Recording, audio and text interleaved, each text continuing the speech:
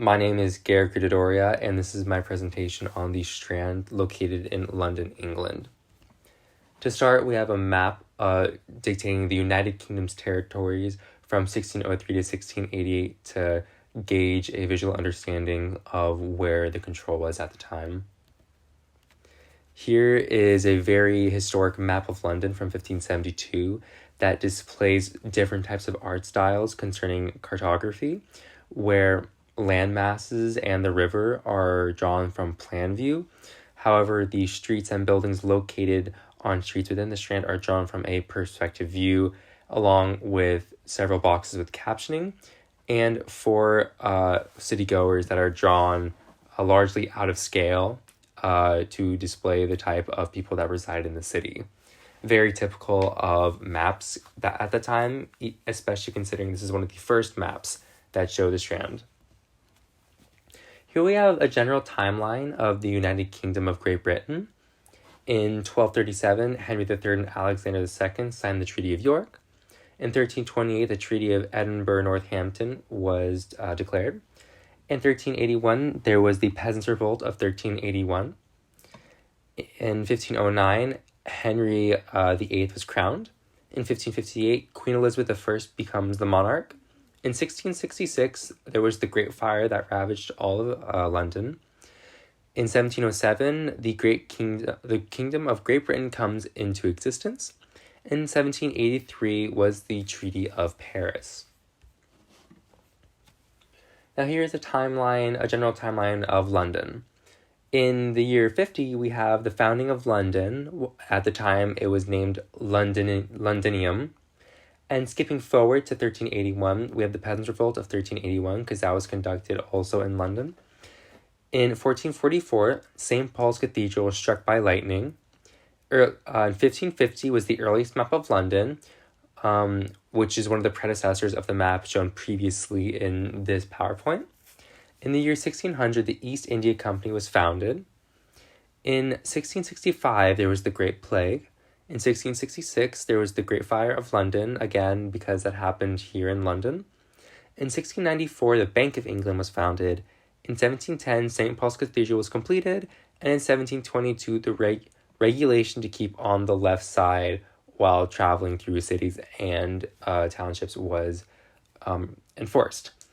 So these timelines just provide as a good understanding of what is going on at the time and what events could have influenced the type of architecture later in the Strand. Here we have a map showing a timeline of the Strand and other adjacent areas of London that are separated by boundaries that dictate when they were constructed, with much of the Strand actually constructed around the early 18th century,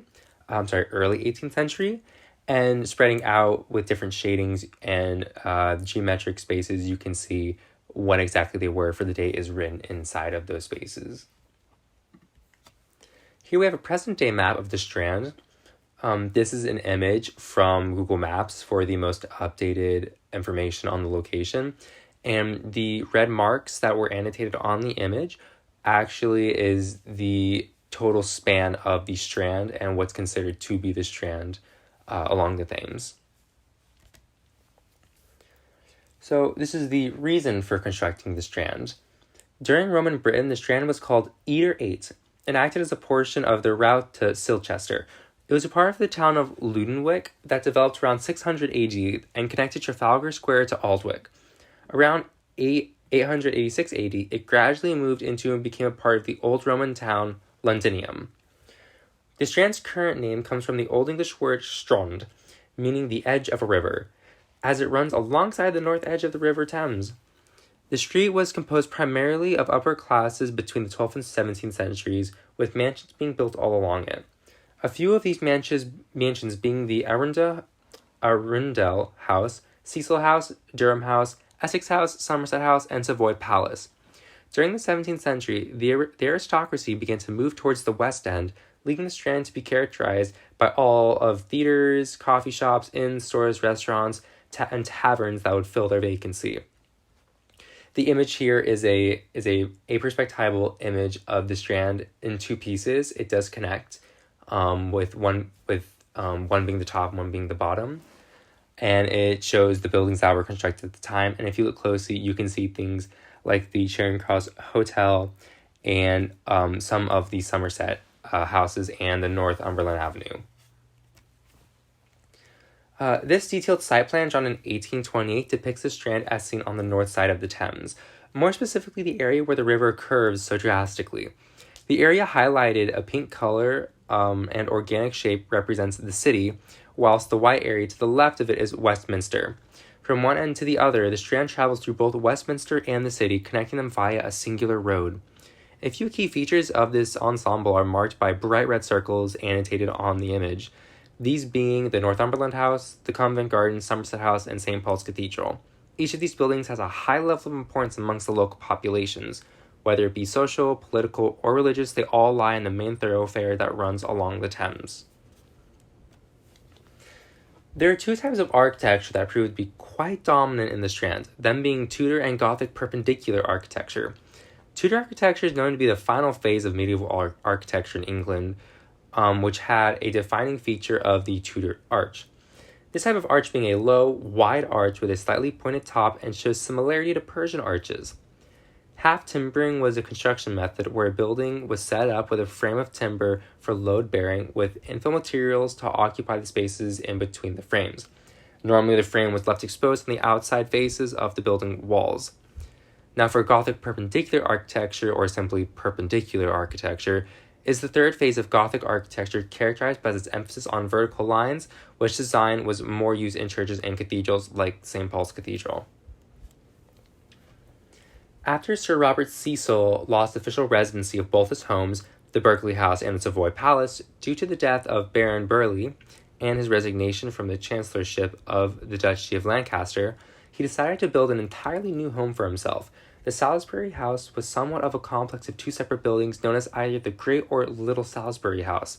The overall construction of the house existed in three different stages, from 1599 to 1602, from 1605 to 1610, and from 1611 to 1613. The first stage consisted of construction of the main body, the second stage consisting of the east wing, and the final stage being the construction of the separate Little Salisbury House. During the Savoy Palace's development, the Strand became a place where many nobles took up residency due to its main route between the city and Westminster that held many businesses of Parliament and royal courts. A particular plot of land was granted to Peter, Count of Savoy, but King Henry III that was located between the Strand and the Thames for his family to take residency of. It eventually came into possession of John of Gaunt, who introduced the poll tax. This made his home a specific target for destruction during the important Peasants' Revolt of 1381, and on top of the ruins, King Henry VII organized for a hospital to be constructed for the poor and needy until its demolition in the 19th century. The Northumberland House was one of the buildings constructed under the Jacobean style of architecture that was proven to be popular among many buildings in the 16th century. It had many owners claim residency throughout its lifespan, but the person it was originally built by, Lord Henry Howard, for himself and his family. After his stay, it was eventually passed down to Alderman Percy, who initiated further construction of it so that there would be two separate parts of the house, a public and private side, with the public side overlooking the garden. The house is located around one centralized area that was meant to allow for the public to gather. These public areas were organized so that they would be opposite of the private area of the house to maintain separation. These are my key terms that I had for the presentation. And the overall amount of research possibilities for a topic of this scale is very large. Thus, a very large amount of vocabulary could be extracted from it all. However, these 5 terms here were different methods of construction and types of architectural design that proved to reoccur the most throughout this research, in my observations, that is. Starting off, we have Tudor architecture is known to be the final phase of medieval architecture in the English region, which had a defining feature of the emphasis on vertical lines. Half timbering is a construction method where a building is set up with a frame of timber for load bearing with infill materials to occupy the spaces in between the frames. The Elizabethan architecture is the period of design that came directly after Perpendicular Gothic and is characterized by both reigning monarch at the time and inspiration from Dutch gables and geometry in Flemish strapwork designs. Jacobean architecture came directly after Elizabethan and is the second phase of English Renaissance architecture. It's characterized by its more classical styles with Italian influence and sometimes referred to as a sort of English Baroque architecture. And something really quick is that the Tudor arch was also mentioned in there, Tudor architecture, so it was important to note what it actually was. And here is the bibliography that I took my information from for this presentation. Thank you.